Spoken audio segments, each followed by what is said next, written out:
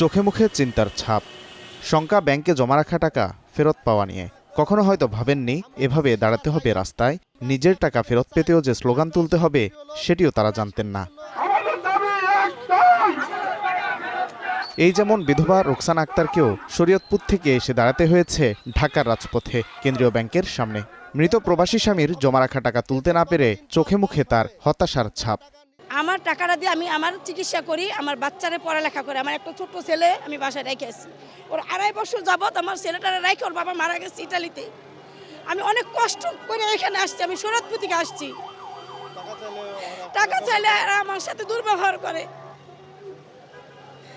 সরকারের কাছে এটাই আমার আবেদন, যাতে আমার টাকাটা আমি পাই যাইগা।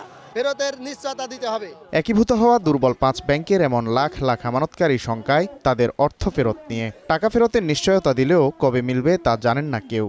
এখন নিজের টাকা ফেরত পেতেই নেমেছেন রাজপথে। ম্যাক্সিমাম মানুষের টাকা নিম্নবিত্ত মধ্যবিত্ত অনেকে যে ভিক্ষা করে করে ডিবিএস করছে এই ব্যাংকে, তাদের টাকা তুলতে পারছে না। এর চেয়ে আর অসহায় কি থাকে বলেন? গ্রাহকদের এতগুলো টাকা ওনারা কিভাবে দিবেন সেটারও একটা গাইডলাইন দেওয়া দরকার। এই 2 লাখ টাকা দিব, যার ক্যান্সার তাকে দিব, যার কিডনির অসুখ তাকে আগে দিব, এভাবে বললে আরেকটা জিনিস হবে, সবাই ক্যান্সার আর কিডনির কাগজ তৈরি করবে। আজ আমার ঘরে খাবার নাই, পরনের কাপড় নাই, আমার আর বেঁচে থাকার কোনো উপায় নাই।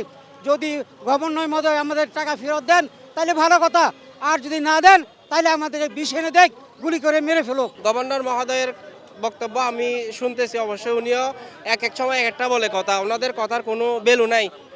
তো আমি ডক্টর ইউনূস স্যারের কাছে আমাদের কুল আবেদন, উনি থাকতে আমাদের যেন এই ব্যাংকের আমাদের আমানতগুলো যেন নিশ্চিত করে যায়। তবে কিছুটা সময় লাগলেও আমানতকারীরা টাকা ফেরত পাবেন আবারও আশ্বাস দিয়েছে কেন্দ্রীয় ব্যাংক। যখন হিসাব আইন চূড়ান্ত হবে তখনই আমরা এই টাকাটা গ্রাহকদের যে কমিটমেন্ট ছিল প্রাথমিকভাবে, অর্থাৎ আমানত সুরক্ষার অধীনে যে পরিমাণ 2 লক্ষ টাকার কথা ছিল সেই লক্ষ্যগুলো ছাড় হবে এবং পরবর্তীতে আমরা অন্যান্য টাকাগুলো কত সময়ের মধ্যে বা কিভাবে দেবে সেটা একটা স্কিম প্রণয়নের মাধ্যমেই আসলে ঘোষণা করবে। দুর্বল হয়ে পড়া এক্সিম, সোশ্যাল ইসলামী, ফার্স্ট সিকিউরিটি ইউনিয়ন ও গ্লোবাল ইসলামী ব্যাংককে একীভূত করে সম্মিলিত ইসলামী ব্যাংক গঠন করেছে সরকার। একীভূত হওয়া এই 5 ব্যাংকের আমানত 1.5 লাখ কোটি টাকার বেশি। Waled Sakib, Star News, Dhaka.